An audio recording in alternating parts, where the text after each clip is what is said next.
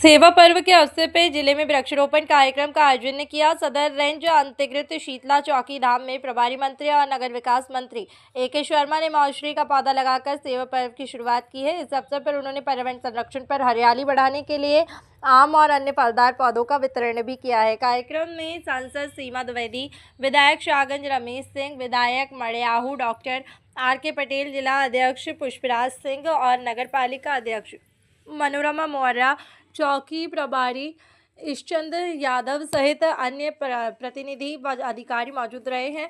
वहीं पर वन क्षेत्र अधिकारी शालिनी चौरसिया ने शीतला चौकिया धाम में पीपल, बरगद और नीम का त्रिवेणी वृक्षारोपण का सेवा पर्व की शुरुआत की। इस दौरान स्थानीय लोग, अधिकारी, कर्मचारी, श्रमिकों ने मिलकर करीबन 20 पौधों का रोपण किया।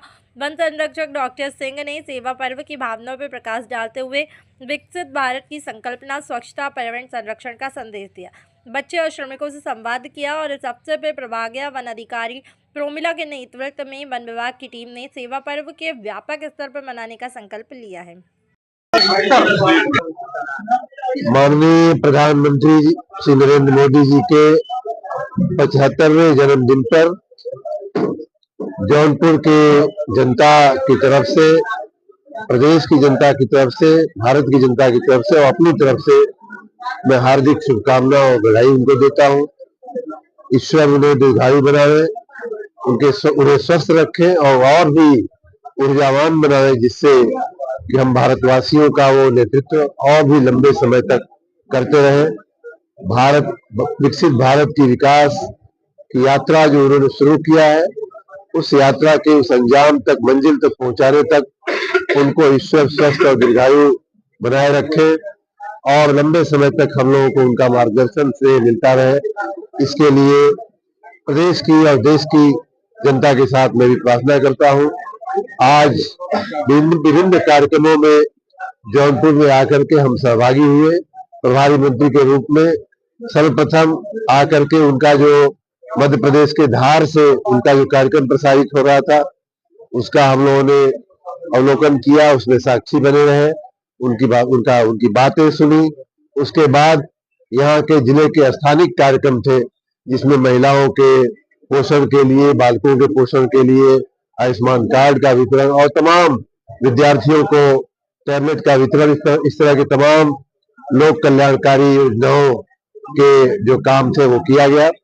माननीय प्रधानमंत्री जी के पखवाड़े से विशेष रूप से शुरुआत करके गांधी जी के जयंती तक हमारा एक स्वच्छता पखवाड़े का कार्यक्रम और अनेक अन्य कार्यक्रम भी चलने वाले हैं। उस कार्यक्रम के तहत चौकिया माता का दर्शन करते हुए चौकिया माता जी के परिसर में सफाई का काम करने के लिए, लेकिन क्योंकि बरसात पड़ गई है, बहुत पानी हो गया है, इसलिए थोड़ी समस्या आ गई है, लेकिन हम लोग बरसक सफाई का एक कार्यक्रम यहाँ करने वाले हैं, वृक्षारोपण का कार्यक्रम करने वाले हैं। और आपके मार्फत यहाँ उपस्थित भक्तजनों को, माननीय सांसद जी को, माननीय अध्यक्ष जी, माननीय विधायक रमेश सिंह जी, माननीय विधायक RK पटेल जी को और आप सबको एक शुभ समाचार ही मैं देना चाहूंगा कि चौकिया माता के प्रांगण के विस्तार के लिए, विकास के लिए, पुनरुद्धार के लिए 1,60,00,000 रुपया हम लोग मंजूर कर रहे हैं हमारी वंदन योजना में से। और उसके तहत यहाँ का मैं आशा रखता हूँ कि माँ की कृपा से, उन्हीं की कृपा से सब कुछ हो रहा है। और हाँ जी, मैं उस पर आ रहा हूँ, फिर ये बात भी कर लेंगे। तो इस प्रांगण का विकास होगा और भी अगर कोई कमी बेसी होगी तो मुझे आप सब लोग बताएंगे, तो उस हिसाब से कार्य किया जाएगा। उस दुर्घटना का मेरे ख्याल से वो 25 अगस्त की घटना है, 25 अगस्त की घटना है। और जैसे ही मुझे समाचार मिला, वैसे ही मैंने जिलाधिकारी से, अपने बिजली विभाग के अधिकारियों से, नगर विकास विभाग के अपने अधिशासी अधिकारी से हमने जानकारी लिया था। और जो बताया गया, उसमें ये बताया गया कि कहीं नाले का मुहाना खुला रह गया था और वहीं पे बिजली का खंभा भी था, पानी बहुत भरा हुआ था। इस कारण से शायद बिजली का करंट उतरने की वजह से 3 लोगों की मृत्यु हुई और साथ ही पानी का प्रवाह था, उसमें लाशें भी चली गई। एक लाश को बड़ी मेहनत के साथ निकाला गया। हमने उसका घटना का संज्ञान लेते हुए बिजली की संभावना जहां तक थी कि बिजली लगने की संभावना है, उसमें जब पोस्टमार्टम रिपोर्ट आई तो ये बताया गया है कि बिजली लगने से स्पर्शाघात से ही मृत्यु हुई है। लेकिन उसी समय हम लोगों ने ये सोचा था कि अगर करंट उतरा है तो उतरना नहीं चाहिए, किसी न किसी की लापरवाही है। तो आपको याद होगा कि तुरंत ही एक जूनियर इंजीनियर को हम लोगों ने सस्पेंड किया था।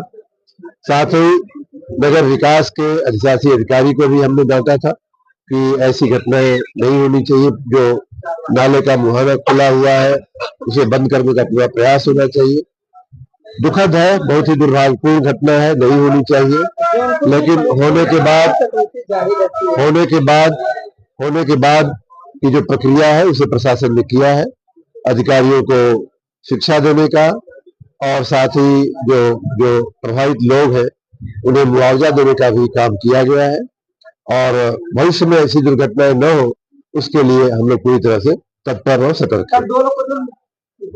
और मंत्री जी बोलना चाहिए ना।